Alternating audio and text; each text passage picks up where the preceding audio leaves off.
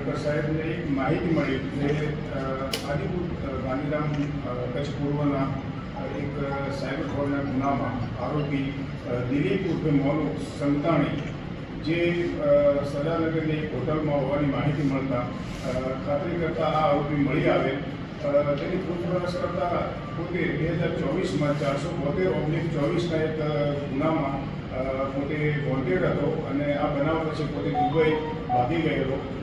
એનો સગો ભાઈ છે નરેશ, જે હાલમાં જેલમાં છે આ જ ગુનામાં કુલ 19 એકાઉન્ટ ખોલી અને પોતે 13 કરોડ 55 લાખ રૂપિયાનો ફ્રોડ કરેલ.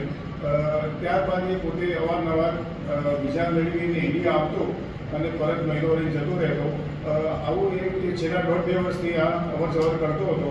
ગઈકાલે અમારા પીએસઆઈ શ્રી ચાવડાને માહિતી મળતા આ હોટલમાંથી તેને ચેક કરતા મળી આવે અને ત્યારે એરેસ્ટ કરી અને કચ્છ પૂર્વ આદિપુર પોલીસ સ્ટેશનમાં જાણ કરવામાં આવે. જે આરોપીને ત્યાંના આઈઓ પોતે લઈ ગયેલું છે અને પૂછપરછ ચાલુ છે. સર, આની એમો શું હતી? એક બેંક એકાઉન્ટ ખોલાવતો કઈ રીતે શું કરતો? બીજાના નામે પોતે બેંક એકાઉન્ટ ખોલી અને એમાં પોતે પોતાના પૂછપરછમાં પણ કબૂલ કરે કે પોતે દુબઈમાં ક્રિકેટ સટ્ટોનું કામ કરે છે અને અહીંયા એકાઉન્ટ બીજાના નામે ખોલાવી પૈસા ટ્રાન્સફર કરતો અને એ રીતે આ 13 કરોડને ફ્રોડ કરે. સર, ખાસ મુંબઈથી સિમ કાર્ડ પણ ખરીદતો અને દુબઈથી સ્પેશિયલ આ કામ માટે જ આવતો કે શું? એ પોતે બોમ્બેથી સિમ કાર્ડ ખરીદતો અને આ જ કામે અને રિકવરી માટે દુબઈથી પોતે અવારનવાર આવી અને રિકવરી કરી અને ચાલુ થતો હતો.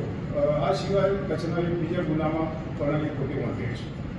સાહેબ, આરોપી કેટલા સમયથી આ પ્રકારનું ચીટિંગ કરતો હતો, સ્કેમ કરતો, અને અન્ય કોણ કોણ સામેલ હતા એની સાથે? છેલ્લે એકચ્યુઅલી 2024માં આ જે કેસ થયો એમાં પછી એને કચ્છ પોલીસને પણ નોલેજમાં આવેલું કે આ આરોપી ખરેખર ક્રિકેટ સટ્ટો કરે છે અને નવા એકાઉન્ટ ખોલાવી બીજાના નામે અને પૈસાનું ટ્રાન્ઝેક્શન કરે છે.